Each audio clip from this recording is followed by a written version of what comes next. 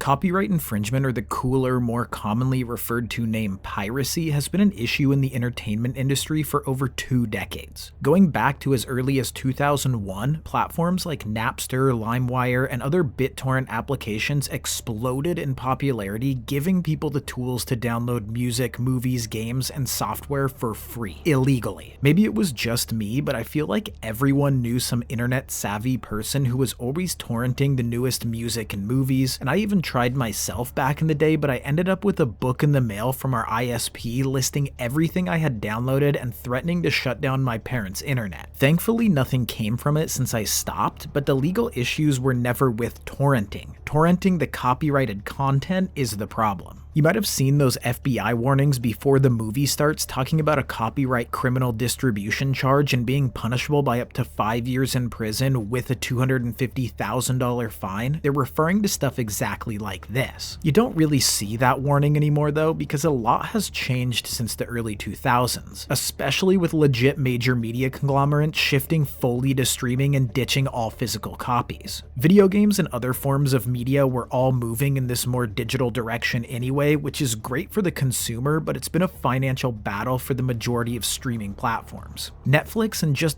barely Disney are the only legit services that are turning a profit, while an estimated $71 billion is lost in annual revenue for all media companies due to pirated content. So it's really not a surprise these media companies are working alongside the US government agencies to encourage a crackdown, but it's also really not a surprise why these illegal streaming sites are booming now more than ever. The biggest issue with piracy in the past has mainly been with music, but there's actually been a decline on that side due to the affordability of legitimate streaming services that grant access to a massive library of shared music. But then we start getting into movies, TV shows, and live events, and it becomes a whole different story. Content is exclusive to a streaming service, and everything is scattered across so many different services and platforms with their own subscription costs that people can easily end up spending hundreds of dollars a month. Which is why, of course, these illegal streaming sites are extremely popular. 123movies, FMovies, and Stream East are just some of the big ones that the US law enforcement has or is currently targeting. There are tons and tons of other sites that I checked out for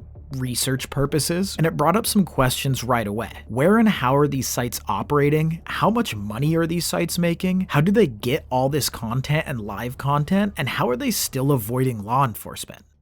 Starting off with how these sites get the content, it varies, but it's pretty straightforward. It starts with somebody recording the content or using a digital scraping software to acquire the live content from legitimate broadcasters and other content distributors. All of this is then passed along to the content IPTV wholesaler, who sorts through it and sells it all in content packages to subscription retailers and re-streamers. This wholesaler can also be in charge of building and operating the streaming infrastructure, and some of the ones who are more advanced build pre-integrated streaming devices for a direct-to-consumer plug-and-play experience. The biggest, most known example of this is the jailbroken Fire Sticks. But is the risk worth the reward when you're a part of this operation? Between June 2020 and May 2021, piracy generated over $1.34 billion in ad revenue alone. And according to Muso, a UK-based anti-piracy company, that number has increased by 12% a year since then. But these media companies and law enforcement are increasingly focused on trying to shut them down. So what happens when they do get shut down? In February 2019, the Alliance for Creativity and Entertainment, or ACE, a coalition of major media companies, filed a lawsuit against the illegal streaming site Omniverse and its owner Jason DeMeo for illegally streaming copyrighted content without their authorization. DeMeo claimed though that he had licenses for this content they were distributing, but all the major companies like Netflix, Disney, Fox, Paramount, and Warner Bros. Knew he was just straight up lying. So Omniverse and him went to court, and DeMeo was forced to pay $50 million in a settlement and cease all operations. So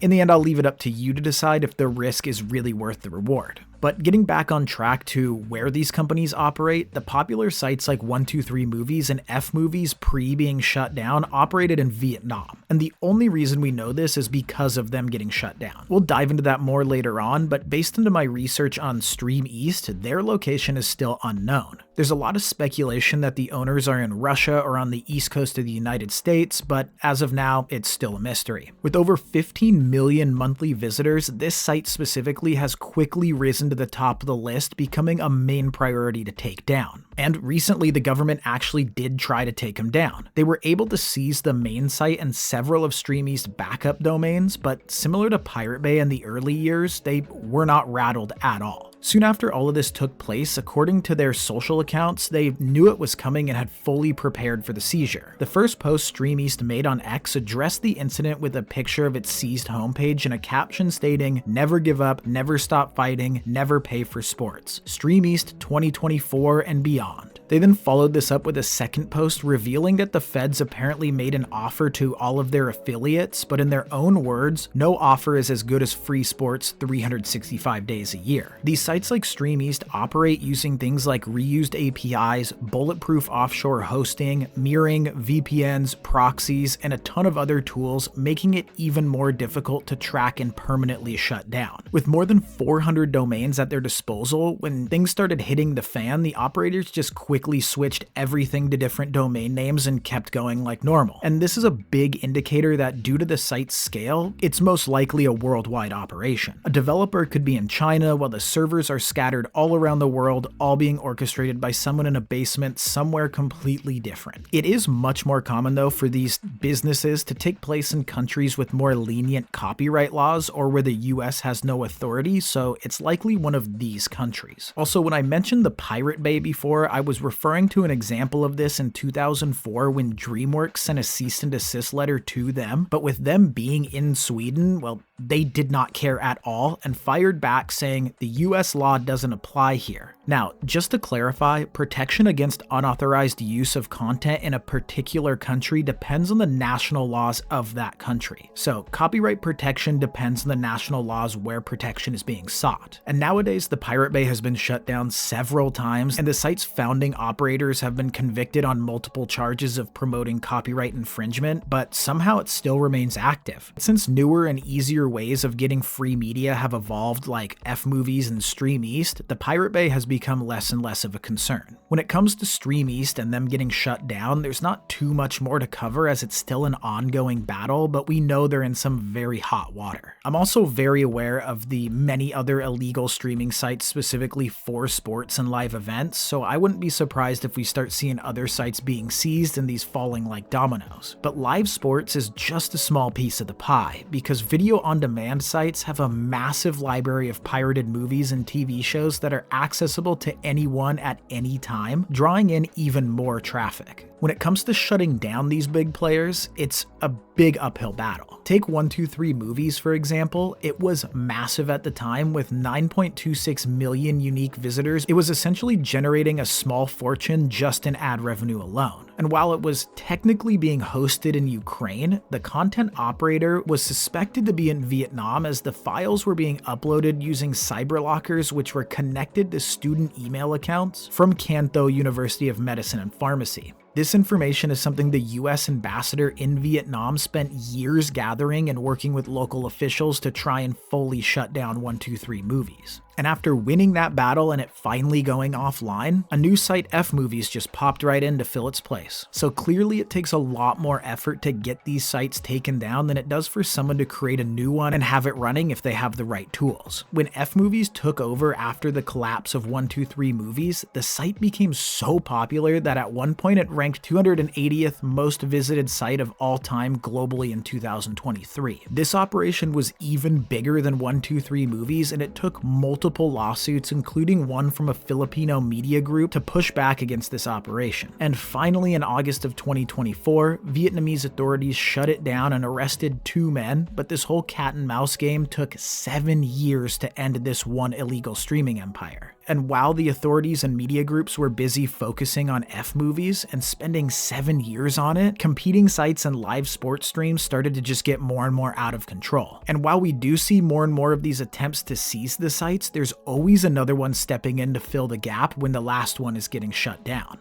So it's a really big problem. And the main problem for studios like Motion Pictures is pretty clear. There's too much lost revenue. But it's not just about the big corporations taking a hit. Small-time producers and movie lovers are getting the worst of it. While it is true that piracy leads to job cuts and fewer opportunities within the industry, the real issue is the financial strain it puts on everyone involved, just ultimately leading to less content for a normal person to enjoy. This is part of the reason streaming platforms like Netflix and Disney have also cracked down on password sharing, so they can try and drive up the subscriptions and revenue, which is also unfortunately a major contributor to viewers avoiding their service, so it's not a shock that they're all shifting over to these illegal streaming sites which have spiked in traffic during this time. A solution to this, though, could be a shift to something like how music is handled, leasing content to multiple platforms instead of it locked behind one. This way, they can increase revenue by making their content available in more places, and consumers won't have to juggle so many subscription costs. Of course, there is a downside though, and that is that some legitimate services might not be able to compete with that model and ultimately creating a monopoly of the top platforms. But it would help balance the scale between piracy and paid content. Ultimately, in the end though, we'll most likely see more and more attempts to shut down these illegal sites and more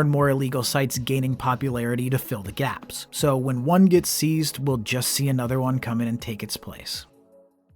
Thank you a ton to all the new viewers and those who are taking the time to watch this video. A lot of time is spent researching, writing, and editing these videos. If it made you say, well, that's something, then we achieved our goal here today. Please consider supporting the channel. The best way to do that is by liking and subscribing. I'm working on improving with each video, so again, I really do appreciate you taking the time to watch this. As always, stay safe and stay curious, everyone.